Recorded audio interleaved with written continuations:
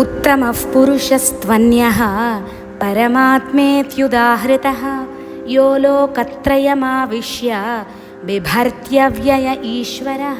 లోకంలో క్షర అక్షర అనే ఇద్దరు పురుషులున్నారని, కంటికి కనపడే పదార్థం అంతా కూడా క్షర పురుషుడని, కంటికి కనపడకుండా ఉన్న అవ్యక్త పదార్థమే అక్షర పురుషుడని మనం పై శ్లోకంలో తెలుసుకున్నాం.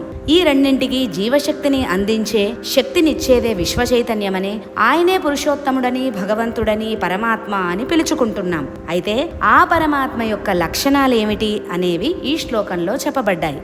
ఎవరైతే ఈ మూడు లోకాలలో చైతన్య స్వరూపుడుగా ప్రవేశించాడో ఆయనే పురుషోత్తముడు. అంతటా నిండి ఉన్నాడు, ఈ లోకాలన్నింటినీ భరిస్తున్నాడు. అవ్యక్తుడై అవ్యయుడై సకల జగత్తుకు ఈశ్వరుడై క్షర అక్షర రూపాలకు అతీతుడై పురుషోత్తముడిగా పరమాత్మగా చెప్పబడ్డాడు. అటువంటి ఈ పరమాత్మ తత్వం అవ్యయమైనది, నాశం లేనిది, మార్పు లేనిది, ఎప్పటికీ నిలిచి ఉండేది, దేని మీద ఆధారపడనిది, స్వతంత్ర ప్రతిపత్తి కలది. అలాంటి పరమ పురుషుడు పరమాత్మ లక్షణాలని ఈ శ్లోకంలో వివరించాడు కృష్ణ భగవానుడు.